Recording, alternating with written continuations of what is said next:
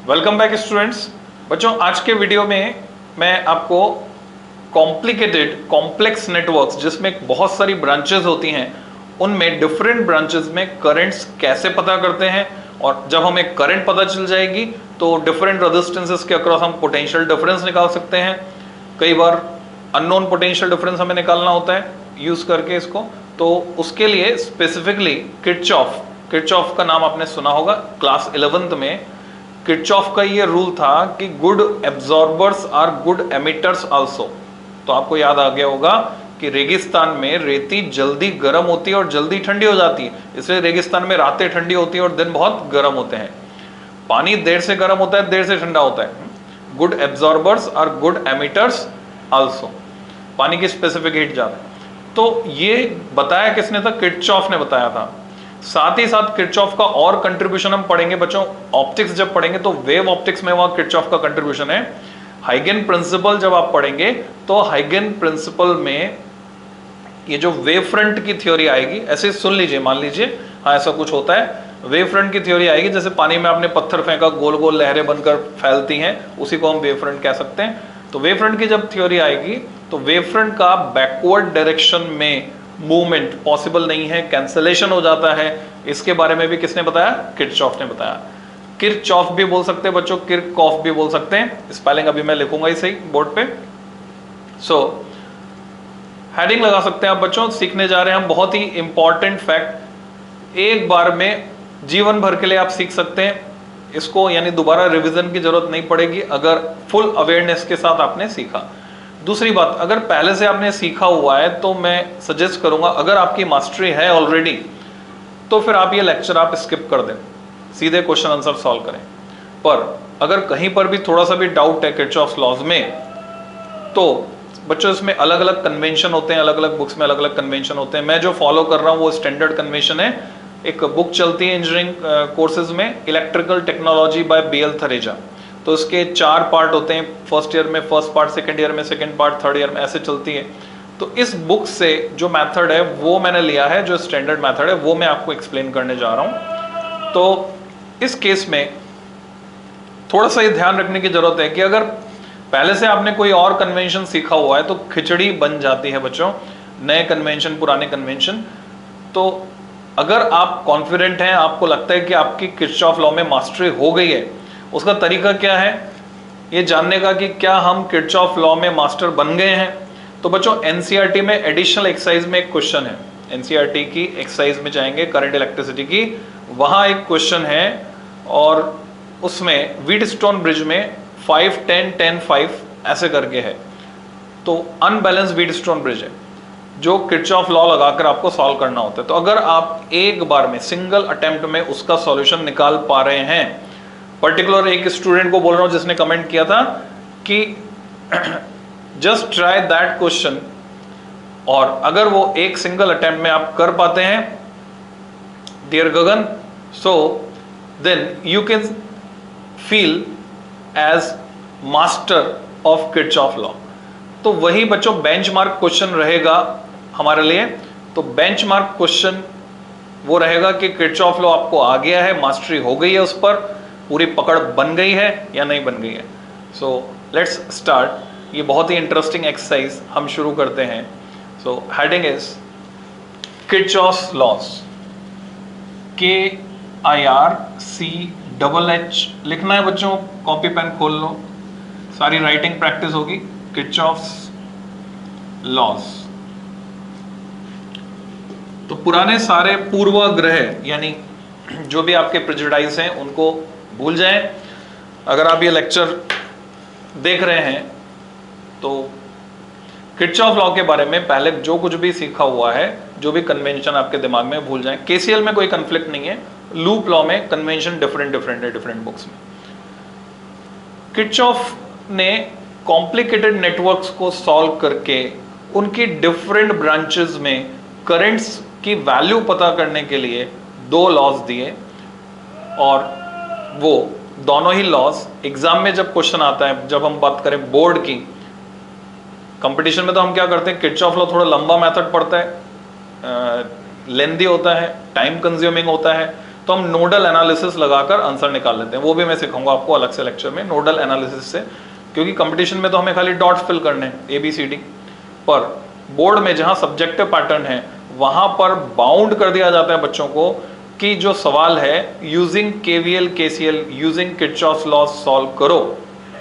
तो ऐसे सिचुएशन में हमें इस लॉ को अप्लाई करना होगा। तो कैसे अप्लाई करते हैं? Kirchhoff gave following two laws for solving complicated networks which are first KCl। आप बोलोगे तो पोटेशियम क्लोराइड, तो पोटेशियम क्लोराइड ऐसे नहीं लिखते बच्चों, उसमें KCl को लिखने का तरीका अलग होता है, L छोटा होता है। So this is Kirchhoff current law, जिसे हम जंक्शन लॉ के नाम से भी जानते हैं। जंक्शन, जैसे कोटा जंक्शन, जंक्शन लॉ, जहां पर बहुत सारे तार आकर मिलते हैं उस पॉइंट को हम कहते हैं जंक्शन। जैसे कोटा जंक्शन जो रेलवे स्टेशन है, वहां पर बहुत सी ट्रेन रेल लाइंस आकर मिलती हैं, तो इसलिए उसको जंक्शन कहते हैं। शुरू शुरू में जो जंक्शन नाम पड़ा, जैसे चित्तौड़गढ़ जंक्शन, वो इसलिए पड़ा, वहां बच्चों मीटर गेज भी था यानी छोटी वाली लाइन, और ब्रॉड गेज भी था यानी बड़ी वाली लाइन। मीटर गेज में दोनों पटरियों के बीच की दूरी 1 मीटर होती है, ब्रॉड गेज में होती है 1.4 मीटर। ठीक है, तो बोगी बड़ी होती है, बोगी छोटी होती है रेलवे की। तो KCL या जंक्शन लॉ बिहार बोर्ड में हर साल क्वेश्चन आता है बच्चों। आपसे पूछा जाता है कि ये किस लॉ पर बेस्ड है, किससे लिंक्ड है। तो एक फंडामेंटल लॉ अगर हम बात करें, बहुत सारे पाइपलाइन है, पाइपलाइन में कई जंक्शन है, मीटिंग पॉइंट, जहां से कुछ जगह से पानी आ रहा है, कुछ जगह से जा रहा है। तो एक सिंपल सा लॉ है, जितना पानी पर सेकंड आएगा उतना पानी पर सेकंड जाएगा। अगर ज्यादा जा रहा है तो हमारी पानी की समस्या हल हो गई कि वहां पानी जनरेट हो रहा है, और कम जा रहा है तो ये इंडिकेशन है कि आने वाले समय में समस्या आने वाली है, पाइप में एक्यूमुलेट होगा, कम जा रहा है, जितना आ रहा है उससे कम जा रहा है, तो वो पाइप फूल के फट जाएगा। तो दोनों ही सिचुएशन पॉसिबल नहीं है, जितना आएगा पर सेकंड उतना जाएगा। And same is valid for current. किसी नेटवर्क में, इलेक्ट्रिकल नेटवर्क में, किसी जंक्शन पर जितनी करंट पर सेकंड आएगी उतनी करंट पर सेकंड वहां से जाएगी। अब करंट में पर सेकंड लगाने का कोई मतलब नहीं, चार्ज पर सेकंड आएगा उतना चार्ज पर सेकंड जाएगा, है ना। ये ज्यादा सही स्टेटमेंट है, ज्यादा नहीं जा सकता, कम नहीं जा सकता, तो इसी को हम बोलते हैं जंक्शन लॉ। तो जितनी भी करंट्स किसी जंक्शन पर मिल रही हैं, अगर आने वाली करंट को हम पॉजिटिव साइन दें, जाने वाली करंट को नेगेटिव साइन दें, तो उनका जो एल्जेब्रिक सम होगा बच्चों वो 0 हो जाएगा। तो उसका स्टेटमेंट लिखने से पहले, जो मैं बोला कि बिहार बोर्ड में क्वेश्चन आता है, उसने किस पर बेस्ड है, तो बच्चों ये law of conservation of charge पर बेस्ड है। It is based on law of conservation of charge. तो आप लिखेंगे इट इज अनदर फॉर्म, एक अन्य रूप है किसका, ये अन्य रूप है, it is another form of law of conservation of charge, law of conservation of charge. देखिए मैं शॉर्ट फॉर्म में लिखा है ना, law of conservation of charge. First lecture में सिखाया था आपको law of conservation of energy, LOCOE। तो ये बिहार बोर्ड वाले स्पेशली नोट कर लें, ध्यान रखें इसका, ये क्वेश्चन आता ही आता है। अब इसका स्टेटमेंट 3 नंबर में जब आपसे सवाल पूछा जाता है, detail question, state and explain Kirchhoff's laws for solving complicated network, यहां तो नाम बता दिया। इनडायरेक्ट क्वेश्चन पूछा जाता है, state and explain the laws which are used for solving complicated networks and to find the currents through various branches, ऐसे ही पूछा जाता है। तो आपको फिर दिमाग में ध्यान रख के लाना पड़ता है कि अच्छा ये तो किरचॉफ लॉ पूछ रहे हैं, यानी किरचॉफ का नाम नहीं लेंगे क्वेश्चन में, तो आपको समझना होगा अपने आप से कि किसकी बात की जा रही है। तो 3 नंबर में स्टेटमेंट आएगा इसका, KCL का, KCL पर एग्जाम्पल आएगा, KVL का स्टेटमेंट आएगा, KVL का एग्जाम्पल आएगा। तो अकॉर्डिंग टू इट, इसका short form, according to it, comma, the algebraic sum, बीज गणितीय योग, एल्जेब्रिक सम यानी योग, SUM sum, of all the currents, सारी की सारी currents, all the currents meeting at a junction, जो कि कहाँ मिल रही हैं, किसी जंक्शन पर मिल रही हैं, मीटिंग एट ए जंक्शन, तो वो कितना हो जाएगा, इज 0। तो ये स्टेटमेंट है। हम इसको ऐसे भी कह सकते हैं, जितनी current, sum of the currents incoming must be equal to sum of the currents outgoing. Example, ये मैंने एक जंक्शन बनाया बच्चों, पॉइंट ए, ये कोई करंट आ रही है जिसका मैग्नीट्यूड I1 है, दूसरी करंट आ रही है I2 है, तीसरी करंट आ रही है I3 है, और यहां से ये करंट जा रही है I4 एंड I5। तो I4 और I5 तो जो है वो जा रही हैं, I1, I2, I3 आ रही हैं। तो लॉजिकली मैं लिख सकता हूँ, बहुत ही आसान है, आप अपने छोटे भाई बहन को भी एक्सप्लेन कर सकते हो, बोलो कि अच्छा मैं 12th की फिजिक्स सिखाता हूँ तुमको, देखो कितनी आसान है फिजिक्स। बच्चों बचपन से ही बच्चों के मन में डर बैठ जाता है फिजिक्स को लेकर, स्पेशली मेडिकल वाले जो स्टूडेंट्स हैं, मेडिकल स्ट्रीम वाले, वो बहुत डरते हैं फिजिक्स से। काफ़ी बच्चे, बहुत सारे नहीं डरते हैं, एक्सेप्शंस आर देयर। तुम बोलोगे नहीं हमें तो फिजिक्स में मजा आता है, सारे नहीं डरते हैं। जिनको सही टीचर नहीं मिलता है छोटी क्लास में, जिस भी सब्जेक्ट में, खाली फिजिक्स की बात नहीं कर रहा, जिस भी सब्जेक्ट में, most of the time physics के साथ ऐसा होता है, तो उनके मन में डर बैठ जाता है कि ये तो बड़ा मुश्किल है, और उसके बाद फिर वो डरते ही रहते हैं। तो फिर अवॉइड करते हैं यानी सब्जेक्ट को कम पढ़ते हैं। सब्जेक्ट को कम पढ़ेंगे, इससे फैमिलियरिटी कम हो जाएगी, फैमिलियरिटी कम हो जाएगी तो निश्चित रूप से फिर इसमें नंबर कम आएंगे और समझ, अंडरस्टैंडिंग उस लेवल की नहीं बन पाएगी। तो एक्चुअल में आप बचपन में अपने छोटे भाई बहन के मन में से फिजिक्स का डर निकाल सकते हैं। कैसे? Through this example. आप उसको बोलो कि देख मैं तेरे को 12th का एक लॉ सिखाता हूँ, 12th में पूछा जाता है, और मैं तेरे को अभी बताऊंगा, और तेरे को वो आता होगा, मतलब तेरा दिमाग इतना तेज है। उसको क्या करना है, अपने को प्रोत्साहित करना है ना, एनकरेज करना है। हमेशा लोगों को सही काम के लिए हमें एनकरेज करना है और गलत कामों के लिए डिस्करेज करना है। सो सीट, आपने उससे सवाल पूछा, पहले मैं इसको लिख देता हूँ फिर सवाल बताता हूँ आपको। तो हम इसको मैथमेटिकली एक्सप्रेस करते हैं 10, ये तो स्टेटमेंट हो गया। लैंग्वेज में मैथमेटिकल एक्सप्रेशन हुआ सिग्मा आई, यानी summation of all the current equal to 0। इसको हम ब्लॉक में बंद करेंगे। अगर ऐसा रिप्रेजेंट कर रहे हैं तो वो जो एग्जामिनर कॉपी चेक कर रहा है आपकी, उसको ये ब्लॉक में बंद हुआ दिखा, वो यहाँ टिक लगाएगा सीधे, बाकी कुछ नहीं पड़ेगा। यानी आपके अंग्रेजी या ग्रामर में प्रॉब्लम है तो चल जाएगा, कोई समस्या नहीं है। मैथमेटिकल एक्सप्रेशन यहाँ पर नजर पड़ती है कॉपी चेक करते वक्त, ये नहीं पड़ता, कोई भी डायग्राम पे नजर पड़ती है। That is at junction A, junction A पर अगर मैं KCL लगाता हूँ, जंक्शन लॉ लगाता हूँ, तो मैं लिख सकता हूँ I1 plus I2 plus I3 equal to I4 plus I5, या मैं लिख सकता हूँ I1 plus I2 plus I3 minus I4 minus I5 equal to 0। तो ये एग्जाम्पल हो गया। इतना लिखने के आपको मिलेंगे 1.5 नंबर, ठीक है, 1.5 नंबर अभी बचा हुआ है। अब मैं वो क्वेश्चन बता दूं जो कि आप अपने छोटे भाई बहन से सॉल्व करवाएंगे। तो मैं यहां कर देता हूं बच्चों, हियर इज द क्वेश्चन। ये कुछ करंट आई 10 एम्पियर। ये एश्योर कर लेना कि आपका छोटा भाई बहन इतना छोटा नहीं हो कि एडिशन सब्ट्रैक्शन ना सीखा उसने एडिशन सब्ट्रैक्शन अगर सीख रखा है वो ये क्वेश्चन सॉल्व कर लेगा, ठीक है। तो शायद फर्स्ट क्लास में सिखा देते हैं एडिशन सब्ट्रैक्शन, और वैसे भी थोड़ा बहुत तो हम जानते हैं, उसको पता है कि 10 टॉफी उसके पास है, 2 तुमको दे देगा तो बाकी उसके पास 8 टॉफी अभी भी बचेंगी। तो कुछ इस तरह से ये सवाल है कि 10 एम्पियर करंट आई, 2 एम्पियर इधर चली गई, और यहां पर अननोन है I1 और 1 एम्पियर इधर चले गई, तो ये अननोन दूसरा है I2, and you have to find the values of I1 and I2।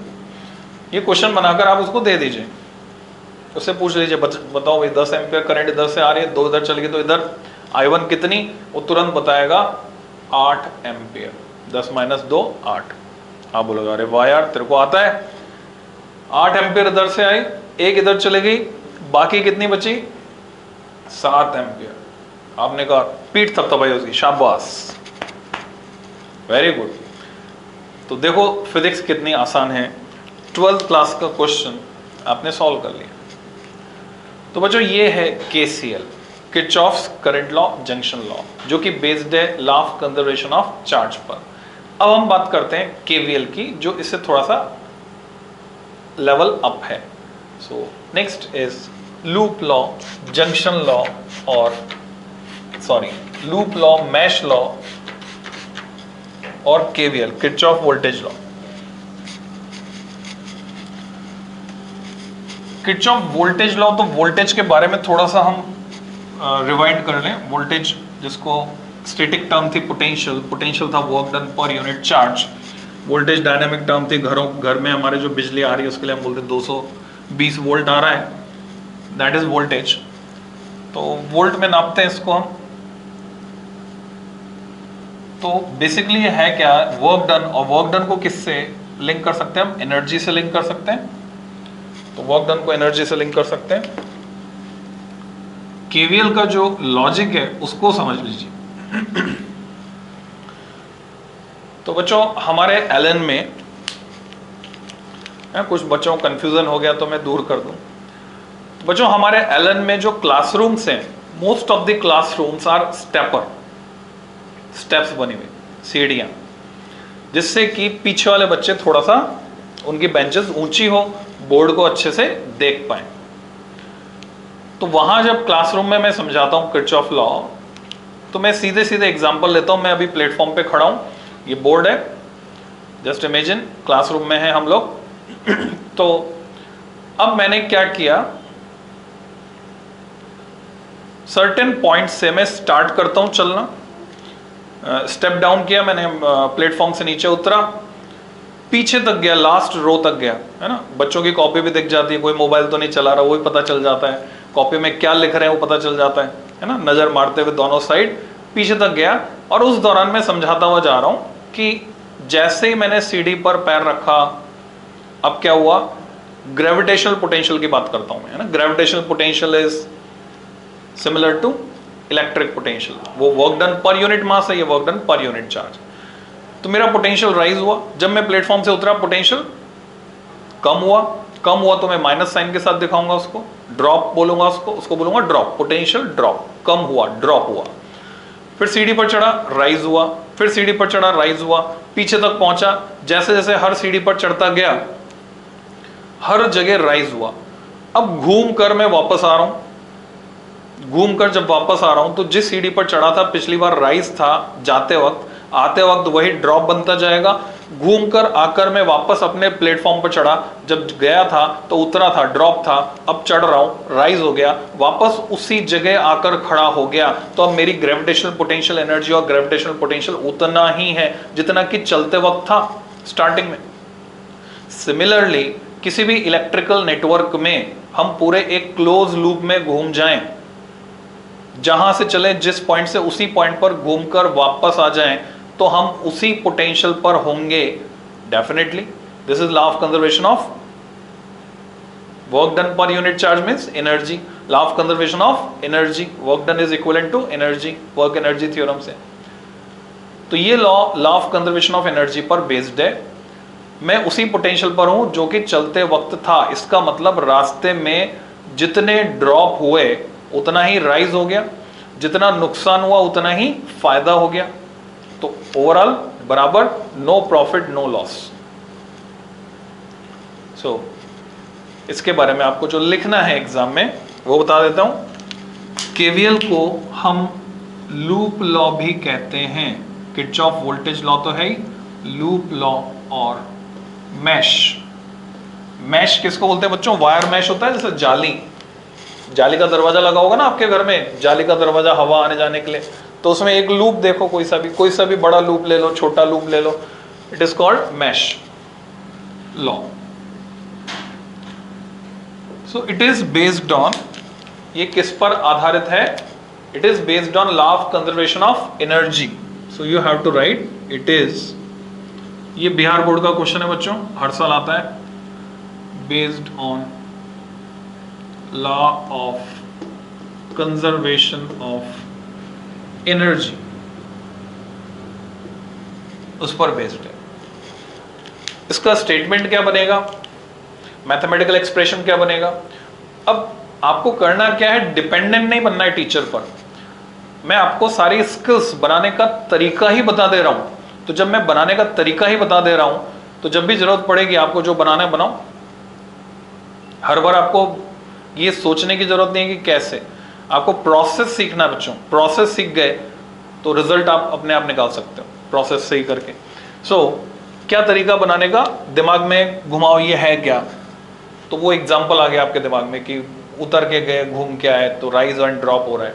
तो किसी भी नेटवर्क में रेजिस्टेंस में ड्रॉप होता है, करंट आई फ्लो हो रही है, रेजिस्टेंस आर है, तो आई इंटू आर क्या होता है, पोटेंशियल ड्रॉप। पोटेंशियल के बराबर ड्रॉप भी हो सकता है। अच्छा मैं रेजिस्टेंस में उल्टा जाऊं, रेजिस्टेंस है ये रेजिस्टेंस है, करंट इसमें ऐसे जा रही है इस टिप के डायरेक्शन में, तो मैं अगर इधर जा रहा हूं, करंट किधर फ्लो होती है, higher potential to lower potential. जब मैं इधर जा रहा हूं तो मैं धारा की दिशा में जा रहा हूं, जैसे पानी जिधर बह रहा है उधर ही आप जा रहे हो, तो एफर्ट कम करना पड़ रहा है, आपकी एनर्जी बढ़ नहीं रही है। आपको कौन ले जा रहा है, आप सिस्टम वर्क नहीं कर रहा है, आपका सिस्टम, यानी आपको हाथ पैर नहीं मारने पड़ रहे हैं, सिस्टम वर्क नहीं कर रहा है, आप पर वर्क किया जा रहा है। तो आपकी एनर्जी बढ़ रही है कि घट रही है। थर्मोडायनेमिक्स का कंसेप्ट लगाओ, कंफ्यूज हो गए थोड़ा सा, वापस से समझते हैं। करंट की डायरेक्शन में जब हम जाते हैं, करंट फ्लो होती है higher potential to lower potential, तो हम जा रहे हैं हायर टू लोअर पोटेंशियल, और हायर टू लोअर जब भी जाएंगे उसको ट्रीट करेंगे एज ए ड्रॉप। पर अगर इसी रेजिस्टेंस में आप उल्टा आ रहे हैं, अपोजिट, तो आप आ रहे हैं lower to higher potential, lower to higher potential आ रहे हैं, तो उसको क्या ट्रीट करेंगे हम, एज राइज। तो रेजिस्टेंस में राइज भी हो सकता है पोटेंशियल में, और ड्रॉप भी हो सकता है। फिर रास्ते में कोई बैटरी आ गई, सेल आ गया, तो बैटरी या सेल आ गया, तो बैटरी में अगर पॉजिटिव से नेगेटिव जा रहे हैं तो हम जा रहे हैं higher potential to lower potential, और नेगेटिव से पॉजिटिव जा रहे हैं तो लोअर टू हायर। तो ऐसे रास्ते में जितने भी बैटरी रेजिस्टेंस वगैरह आए, किसी में ड्रॉप हो रहा है, किसी में राइज हो रहा है, तो जो टोटल ड्रॉप हो टोटल राइज के बराबर है। तो हम क्या स्टेटमेंट लिखेंगे, according to it, in a close loop inside an electric network,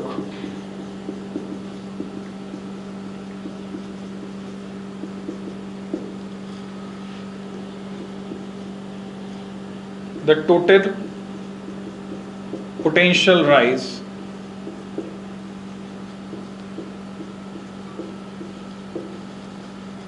must be equal to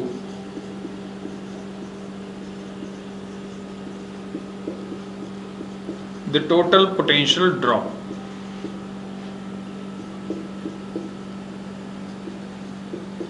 बच्चों ये सिंबल हम यूज करते हैं, इसका क्या मतलब है, जो ऊपर आया वही पोटेंशियल लिखने के बजाय मैंने सिंबल यूज किया, तो इसके बराबर होना चाहिए। इसको मैथमेटिकली एक्सप्रेस करेंगे, इसको और भी कई अपने शब्दों में आप कैसे भी लिख सकते हैं। अब आपको समझना है कि पिछली बार तो क्या था, सिर्फ करंट थी, एक ही क्वांटिटी थी करंट, जिसमें हमने प्लस और माइनस लगाया। अब यहां हमारे पास दो चीजें हैं, एक तो है सेल का ईएमएफ जिसको मैं ई से दिखाऊंगा, और दूसरा है रेजिस्टेंस, रास्ते में आने वाले रेजिस्टेंस। तो रेजिस्टेंस में भी प्लस माइनस हो सकता है, सेल में भी प्लस माइनस हो सकता है। सेल में प्लस से माइनस जा रहे हैं तो माइनस है, माइनस से प्लस आ रहे हैं हम चलते वक्त तो प्लस है, नीचे से ऊपर सीढ़ी वही है, उतर गए तो ड्रॉप, चढ़ गए तो राइज। रेजिस्टेंस में करंट की डायरेक्शन में जा रहे हैं, ये कन्वेंशन है, करंट की डायरेक्शन में जा रहे हैं तो ड्रॉप है, क्योंकि करंट बहती है हायर टू लोअर, और अपोजिट आ रहे हैं तो राइज है, क्योंकि आप आ रहे हैं लोअर पोटेंशियल से हायर पोटेंशियल। तो हम इसको ऐसे लिखेंगे, 10 मैथमेटिकली एक्सप्रेस किया, जैसे सिग्मा आई इक्वल टू 0 लिखा था पहले, यहां लिखेंगे सिग्मा ई। देखो ई ये वाला बना रहा हूं, उसके पीछे कारण है। अभी तक ईएमएफ का ही हमने बनाया था इस तरह का, अब मैं अगर सिग्मा इसके आगे लगाता हूं, there is confusing symbol, confusion is there, ये सिंबल हमें कंफ्यूज करते हैं, तो इसलिए हम ऐसे लिखेंगे सिग्मा ई, यानी सारे पोटेंशियल्स का algebraic sum equal to sigma I R, सारे पोटेंशियल ड्रॉप्स। इसको ब्लॉक में बंद कर दें। अगर आपने वहां पर एग्जाम में, सब्जेक्टिव एग्जाम में ये लिखा है तो आपको नंबर पूरे मिल जाएंगे, ये कोई नहीं पढ़ेगा कि लैंग्वेज क्या लिखी। तो तो अब इसको हमें एग्जाम्पल से समझना है। एग्जाम्पल लेते हैं। तो बच्चों ये मैं मिटा देता हूं यहां पर। पहले एग्जाम्पल आपको थ्योरेटिकली समझा रहा हूं, फिर उसमें न्यूमेरिकल वैल्यूज के साथ हम डील करेंगे। पहले थ्योरेटिकली समझ लो, फिर न्यूमेरिकल वैल्यूज के साथ डील करेंगे, और उसके बाद आप एनसीईआरटी के क्वेश्चन कर सकते हैं। पर ध्यान ये रखना है कि एनसीईआरटी के सॉल्व एग्जाम्पल अगर आप देख रहे हैं उसमें क्या मेथड यूज कर रखा है, प्लस माइनस कब लगाया हुआ है, साइन कन्वेंशन क्या लिया है। तो एक लाइन में और जोड़ देता हूं, साइन कन्वेंशन, जब ये वर्ड आ गया है साइन कन्वेंशन यानी चिन्ह परिपाटी, ऑप्टिक्स में भी आप सीखेंगे साइन कन्वेंशन वहां पे रहेगा मिरर्स के लिए, लेंसेज के लिए। तो यहां जो आपने स्टेटमेंट अभी लिखा था उसमें एक लाइन और जोड़ दो बच्चों, provided appropriate sign is assigned to each voltage. तुमने लिखा total potential rise must be equal to total potential drop provided, जबकि प्रोवाइडेड प्रॉपर साइन या एप्रोप्रिएट, जो भी आपको शब्द अच्छा लगता हो प्रॉपर एप्रोप्रिएट में, appropriate sign must be assigned to each voltage. प्रत्येक वोल्टेज को उचित चिन्ह देने पर ही ऐसा होगा, सिग्मा इक्वल टू सिग्मा आया। अब वो प्रत्येक वोल्टेज को उचित चिन्ह कैसे देना है वो मैं समझा रहा हूं आपको एग्जांपल से, step by step process. Theoretical example इधर, फिर न्यूमेरिकल एग्जांपल हम लेंगे। माना कि आपको दिया है ये एक सेल जिसका इंटरनल रेजिस्टेंस है R1, ईएमएफ इसका है सेल का E1, ये जुड़ा हुआ है एक और सेल से जिसका ईएमएफ है E2 और इंटरनल रेजिस्टेंस है R2, और ये दोनों मिलकर एक्सटर्नल रेजिस्टेंस कैपिटल R को करंट भेज रहे हैं। This is the situation and it is given to you E1 is greater than E2, E1 E2 से बड़ा है। तो आपको यहां पर क्या पता करना है, आपको पता करना है करंट थ्रू वेरियस ब्रांचेस। यहां 3 शाखाएं हैं, इन तीनों में करंट कितना कितना होगी वो हमको निकालना है। तो स्टेप बाय स्टेप प्रोसेस, मजेदार प्रोसेस है। कन्वेंशन क्या है, साइन कन्वेंशन। साइन कन्वेंशन ये है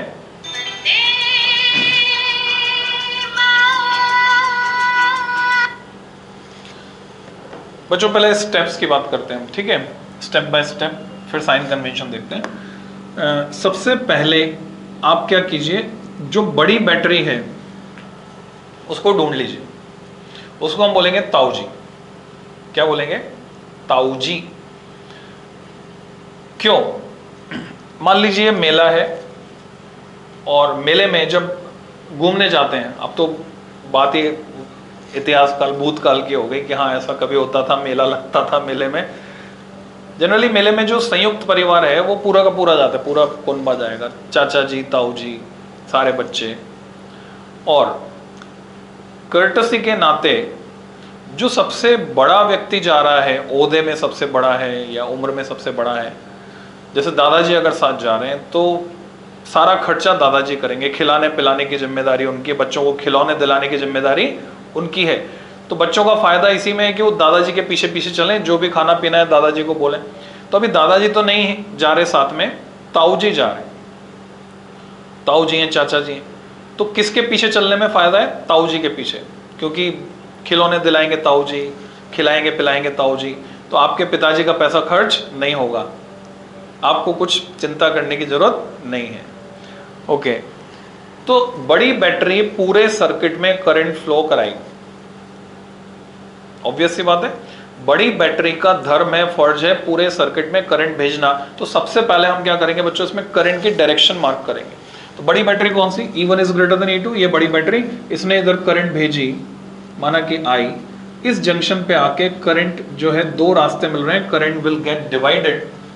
माना कि इसमें गई I1 तो बची हुई जाएगी इसमें I माइनस I1। तो अगर आपने गौर किया तो इस जंक्शन पर जंक्शन लॉ हमने डिफॉल्ट से लगा दिया। जंक्शन लॉ लगाने के लिए हम लिखते नहीं है कि अप्लाइंग जंक्शन लॉ, हम डायरेक्ट लगा देते हैं, एग्जाम में भी ऐसे करते हैं। तो I माइनस I1 इधर जा रही है, I1 इधर जा रही है, ये I1 यहां तक जाएगी, सेम I1 यहां पर जाकर I माइनस I1 से मिलेगी और बन जाएगी वापस I। तो इस तरह से ये नेटवर्क में करंट घूमेगी। अब पहली स्टेप पूरी हो गई। स्टेप नंबर 2, इसमें नेमिंग करनी है हमको, और नेमिंग उसी हिसाब से करनी है जिस हिसाब से करंट फ्लो होगी। तो नेमिंग कर देते हैं इसमें। ताऊ जी के पीछे पीछे चलना है हमको। माना कि ये पॉइंट ए, ये बी, ये सी, ये डी, ई और ये एफ, इसी सीक्वेंस में कर दी। हार्ड एंड फास्ट नहीं है, और कुछ भी नाम रख सकते हैं। अब इसके बाद आपको चलने की डायरेक्शन तय करनी है लूप्स में। हो क्या रहा है वो समझिए। हम इक्वेशन फ्रेम करने वाले किससे? इससे, sigma E equal to sigma I R. इस फॉर्मूले को लगाकर हम इक्वेशन फ्रेम करने वाले हैं। किस लिए फ्रेम करने वाले हैं? अननोन निकालने के लिए। कितने अननोन है? एक है आई, दूसरा आई वन। दो अननोन है। दो अननोन है, मैथमेटिक्स में आपने सीखा है, दो अननोन है तो कितनी इक्वेशंस चाहिए? दो इक्वेशंस चाहिए। इक्वेशंस ये किस में लगा सकते हैं? एक क्लोज पाथ में लगा सकते हैं। यहां कितने क्लोज पाथ अवेलेबल हैं? तो 3 है, ए बी ई एफ ए। ये पूरा एक क्लोज पाथ है, ए से चल के वापस ए पर आ गए। दूसरा है B C D E B, B से चलकर वापस बी पर आ गए। तीसरा है A B C D E F A, पूरा बड़ा वाला। 3 पाथ अवेलेबल हैं, तो मैं 3 बार ये इक्वेशन इसमें लगा सकता हूं नेटवर्क में। यानी मुझे 3 इक्वेशंस मिल सकती हैं, पर मुझे जरूरत कितनी है? 2 की। तो मैं कोई से 2 लूप चुनकर उसमें ये इक्वेशन लगाऊंगा और रिजल्ट निकालूंगा, अननोन पता करूंगा। सो लेट्स स्टार्ट। लूप में चलने की डायरेक्शन तय करनी है, अगली स्टेप है। पहले स्टेप हमने ताऊ जी को ढूंढा, यानी मेन बैटरी, वही पूरे सर्किट में करंट भेजेगी। ताऊ जी मेले में घुमाएंगे, उनके पीछे पीछे चलने में फायदा है। फिर हमने करंट की डायरेक्शन मार्क करने के बाद नेमिंग कर दी। नेमिंग करने के बाद तीसरी स्टेप यह है कि चलने की डायरेक्शन, आप किस डायरेक्शन में चलोगे वो तय करो। ताऊ जी तो ऐसे जा रहे हैं, तो आप किस डायरेक्शन में चलोगे? ताऊ जी के पीछे पीछे ही चलना, नहीं तो नुकसान हो जाएगा या खो जाएंगे मेले में। तो 2 ही तरह से चल सकते हैं, या तो क्लॉकवाइज या एंटी क्लॉकवाइज, किसी भी लूप में। तो हमने तय किया करंट, क्योंकि मेन करंट एंटी क्लॉकवाइज है, तो हम लूप में एंटी क्लॉकवाइज जाएंगे। 2 लूप चाहिए, उसमें मार्क कर दिया हमने एंटी क्लॉकवाइज। क्लॉकवाइज भी चल सकते थे, और एग्जांपल लेंगे, उससे क्लियर होता जाएगा आपको। अब मैं लिखूंगा अप्लाइंग लूप लॉ या केवीएल इन लूप। तो मैंने ऊपर वाला लूप चुना, A B E F A, A B E F A. A से बी तक आते हैं बच्चों। कनेक्टिंग वायर का रेजिस्टेंस हम नेग्लिजिबल मानते हैं, इसमें कोई राइज या ड्रॉप नहीं हो रहा। हमें क्या करना है? इस इक्वेशन को लिखना है, सारे राइजेस सारे ड्रॉप प्रॉपर साइन के साथ। मैं इसको ऐसे भी लिख सकता था, sigma E minus sigma I R equal to 0, और उसी फॉर्मेट को मैं यहाँ पे यूज करने वाला हूँ। बस मैं ध्यान रखूंगा, जो ड्रॉप है उसको माइनस साइन के साथ लिखूंगा, जो राइज है उसको प्लस साइन के साथ लिखूंगा, और सबको एक तरफ लिखकर इक्वल टू 0 कर दूंगा। देखिए कैसे, यहाँ कोई राइज या ड्रॉप नहीं हो रहा। बी से ई तक जा रहा हूँ, रेजिस्टेंस आर है, करंट है आई माइनस आई वन। तो इस रेजिस्टेंस R में करंट फ्लो रही है I माइनस I1, इसके एंड्स के अक्रॉस पोटेंशियल डिफरेंस होगा R into I minus I1। क्योंकि मैं करंट की डायरेक्शन में जा रहा हूं, यानी मैं जा रहा हूं higher to lower potential, so it is drop. Higher to lower जाने का मतलब ड्रॉप। कितना? Minus I minus I1 times R। फिर मैं जा रहा हूं E से F, कोई राइज या ड्रॉप नहीं है बच्चों, कनेक्टिंग वायर है सीधे सीधे, इसमें इसका रेजिस्टेंस नेग्लिजिबल है। फिर मैं इस रेजिस्टेंस स्मॉल R1 में जाता हूं, जिसमें करंट I है। इस जंक्शन E से लेकर B तक, जब तक दोबारा कोई जंक्शन नहीं आ रहा, करंट सेम रहती है, करंट I है। तो I इंटू R1, और मैं करंट की ही डायरेक्शन में चल रहा हूँ, यानी higher to lower, so minus I into R1। फिर देख रहे हो बच्चों, सेल आ गया रास्ते में, सेल आ गया, और मैं जा रहा हूँ माइनस से प्लस।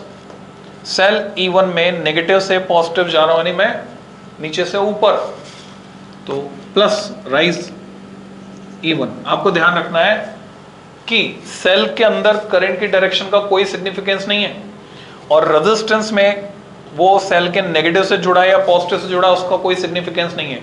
रेजिस्टेंस में राइज या ड्रॉप तय करना है, तो ये देखना है कि आप करंट की डायरेक्शन में जा रहे हैं तो ड्रॉप है, करंट के अपोजिट जा रहे हैं तो राइज है। सेल में देखना है कि आप प्लस से माइनस जा रहे हैं तो ड्रॉप है, माइनस से प्लस जा रहे हैं तो राइज है। वापस पहुंच गए बच्चों ए पर, equal to 0। This is equation number 1। दूसरा लूप चुनेंगे। इन लूप, अब की बार ये लूप लेता हूं मैं, B C D E B, B C D E B, इसमें केवीएल लगाऊंगा, B C D E B. B से सी तक गए, कोई राइज या ड्रॉप नहीं, कनेक्टिंग वायर है। फिर सी से आगे जाता हूं, ये सेल मिल रहा है, और सेल में आप देख रहे हैं इस बार में प्लस से माइनस जा रहा हूं, प्लस से माइनस यानी नीचे उतर रहे हैं, ड्रॉप है -E2। फिर रेजिस्टेंस R2 में हम उसी डायरेक्शन में जा रहे हैं जो ग्रीन वाला एरो है, यानी एक्चुअल करंट ताऊ जी के पीछे साथ साथ ही जा रहे हैं, R2 लोअर पोटेंशियल, तो करंट की डायरेक्शन में जा रहे हैं, तो ड्रॉप हुआ कितना, करंट है I1, रेजिस्टेंस है R2, तो -I1 R2, this is drop. फिर और आगे चले, डी से ही कोई राइज या ड्रॉप नहीं। अब ई से बी जब जा रहे हैं तो ध्यान से देखिए, ग्रीन एरो उस तरफ है, रेड एरो, हम जो जा रहे हैं वो बी तक पहुंचना है हमको, तो घूम के हम जा रहे हैं अपोजिट, तो हम जा रहे हैं lower to higher potential, current जिधर आ रही है उसके अपोजिट जा रहे हैं, अपोजिट जा रहे हैं रेजिस्टेंस में, यानी lower to higher potential rise है बच्चों, plus I minus I1 into R, वापस पहुंच गए बी पर, equal to 0। This is equation 2। तो क्लियरली आपने देखा, जब ऊपर वाला लूप लिया था हम, ग्रीन एरो की डायरेक्शन में जा रहे थे तो वो था ड्रॉप, माइनस साइन के साथ दिखाया था, और जब अपोजिट जा रहे हैं तो प्लस है, राइज है। अब 3 नंबर के सवाल में इतना लिखने के बाद, यानी 1.5 नंबर तो पहले ले चुके हम केसीएल, ये केवीएल, इतना लिखने के बाद आप एक लाइन लिख देंगे, solving equation 1 and 2 we can find the currents through various branches. बस इतना लिखकर छोड़ देंगे, इसमें आपको 3 नंबर पूरे मिल जाएंगे। आपको सॉल्व नहीं करना, कि न्यूमेरिकल वैल्यू नहीं है यहाँ पे। Solving equations 1 and 2 we can find the currents through various branches. I और I1 मिल जाएगा तो I माइनस I1 निकाल लेंगे। अब आते हैं मुद्दे पर। पेंडिंग चल रहा है बच्चों 3 लेक्चर से एक सवाल। कौन सा सवाल? कि वो E इक्विवेलेंट का फॉर्मूला जो मैंने गलत डिराइव करवाया था इंटेंशनली, आपसे कहा था उसको चेक करना। E1R2 प्लस या E2R1 कर देता हूं, E2R1 प्लस E1R2, इससे कोई फर्क नहीं पड़ रहा। नीचे R1R2 नहीं आएगा, R1 प्लस R2 आएगा। कैसे वेरीफाई करना था हमको, लास्ट लेक्चर के रेफरेंस में बात कर रहा हूं। सो न्यूमेरिकल वैल्यू के साथ क्वेश्चन लेते हैं बच्चों। तो क्वेश्चन ये है, ये एक सेल जो लास्ट टाइम पे हमने सर्किट लिया था उसी को सॉल्व कर रहा हूं मैं। 6 वोल्ट 2 ओम इंटरनल रेजिस्टेंस, ये दूसरा सेल 10 वोल्ट 1 ओम इंटरनल रेजिस्टेंस, और ये दोनों मिलकर करंट भेज रहे हैं 10 ओम रेजिस्टेंस में। और आपसे कहा गया था इस वोल्ट मीटर की रीडिंग आपको निकालनी। इसको हमने इस फॉर्मूले से किया था और आंसर निकाला था। अभी जब बाउंड कर दिया जाता है यूजिंग किरचॉफ लॉस, तो हम इसको केवीएल केसीएल से कर सकते हैं।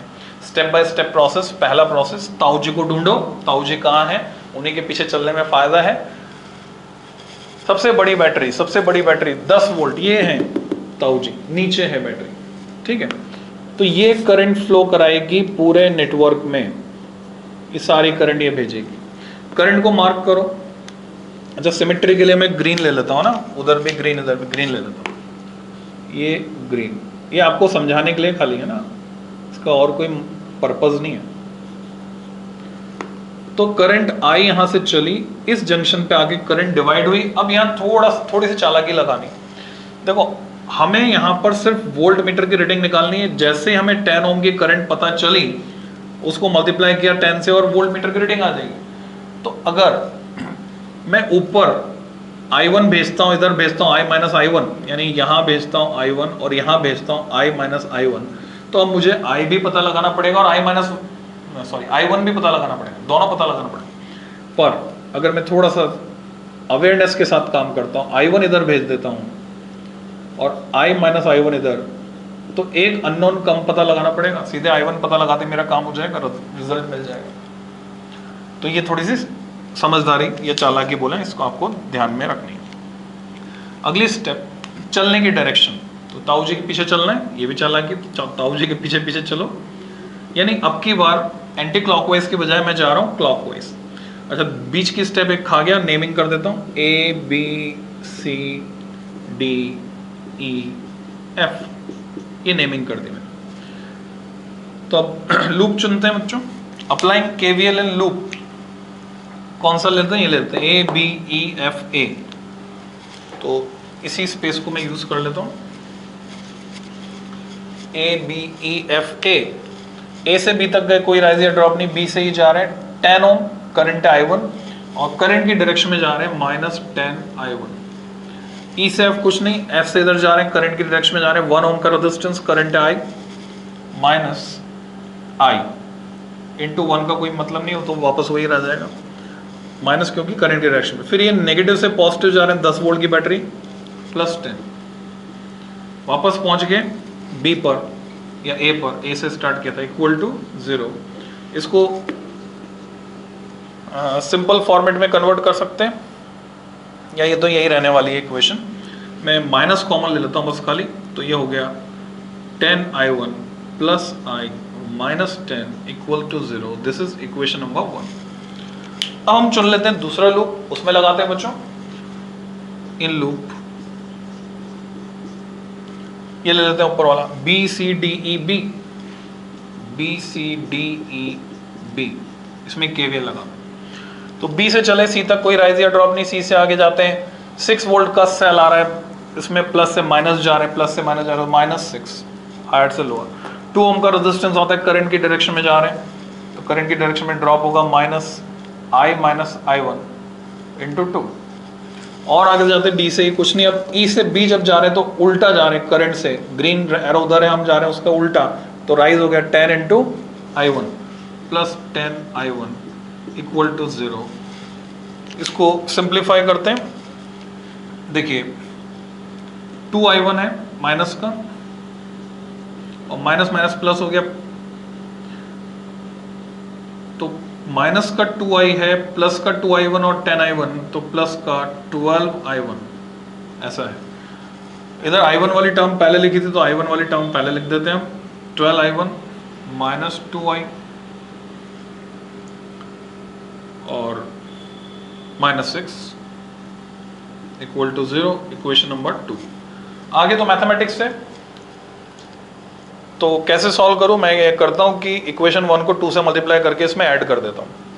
तो मैंने एक प्रोसेस लगाया, equation 1 into 2 plus equation 2।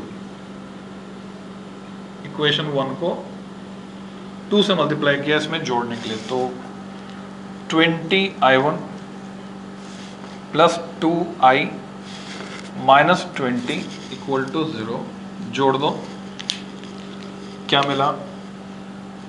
32I1 equal to 26। So I1 equal to 26/32 ampere. So V equal to जो ड्रॉप होगा इसके अक्रॉस, जो हमें पता करना है, I1 इंटू R होगा 260, 10 से मल्टीप्लाई कर दिया मैंने, /32। तो ये कट रहा है, इसको काट देते हैं, जिससे भी कट रहा है। ये 13 टाइम्स, 2 1 2 2 3 6, और ये 16 16 32, 16 टाइम्स। फिर और कट रहा है, 2 8 16, 65/8 वोल्ट। अब आप लास्ट लेक्चर देख सकते हैं बच्चों, और उससे आपको क्लियर हो जाएगा। The correct formula is this, E2R1 या E1R2 + E2R1/R1 + R2। मैंने दूसरे फॉर्मेट से भी इसको करके बताया था, वो अलग आंसर आ रहा था। तो आंसर कोई सा भी मेथड हो,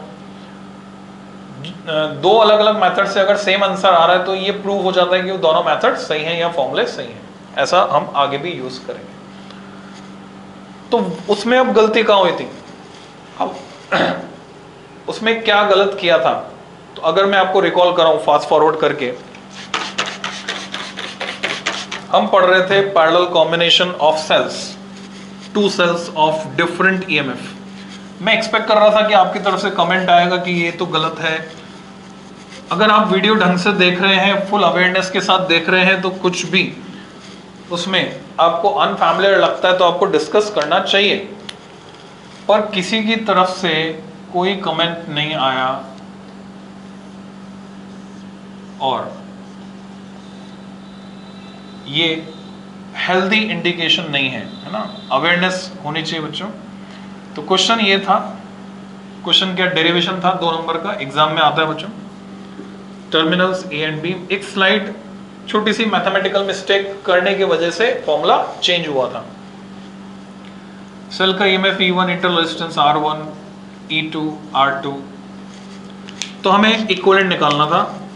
माना कि ये करंट I1 भेजता है, ये भेजता है I2, तो एक्सटर्नल सर्किट में दोनों मिलकर भेजते हैं I, तो मैंने लिखा था I equal to I1 plus I2।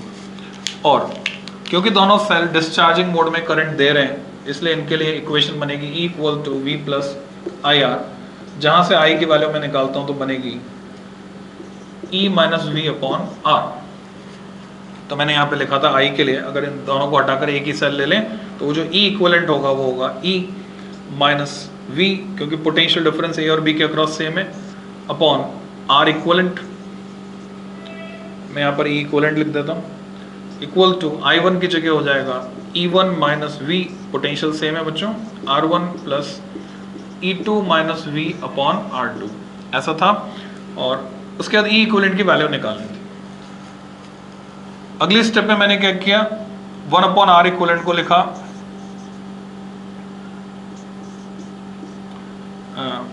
क्योंकि R इक्वलेंट दोनों पैरेलल में, तो 1 upon R equivalent is 1 upon R1 plus 1 upon R2, 1 upon R1 plus 1 upon R2। हम चाहें तो R इक्वलेंट को ये भी लिख सकते हैं, जैसे कि पैरेलल इक्वलेंट होता है R1 R2 upon R1 plus R2, ऐसा लिख सकते हैं, और ऐसे भी लिख सकते हैं। तो यहाँ तक तो कोई प्रॉब्लम नहीं है, इसको अलग अलग कर दिया, E1 upon R1 minus V upon R1 plus E2 upon R2 minus V upon R2। इसके बाद अगली स्टेप में मैथमेटिकल मिस्टेक ये थी कि V को तो मल्टीप्लाई कर दिया इसके साथ, E इक्वलेंट को इसके साथ मल्टीप्लाई नहीं किया, जिसकी वजह से रिजल्ट ये निकलने की बजाय क्या निकला था, रिजल्ट निकल गया था, नीचे आ गया था R1 इंटू R2। तो सही फॉर्मूला ये है। तो next time be aware and enjoy the physics. बच्चों KVL KCL नेक्स्ट और लेक्चर में क्वेश्चन प्रैक्टिस में कराऊंगा। थोड़ा सा आप सॉल्व एग्जांपल देख लीजिए, पर सॉल्व एग्जांपल सॉल्व करने के लिए तरीका ये लगाना है अपना वाला। एनसीईआरटी में कैसे सॉल्व किया, या किसी भी बुक में SC वर्मा में या किसी भी बुक में कैसे सॉल्व किया, डजंट मैटर। आप उनके मेथड पर ना जाएं, मेथड ये लगाएं। फिर मिलते हैं, काफी लंबा लेक्चर ये हो गया है। Happy learning.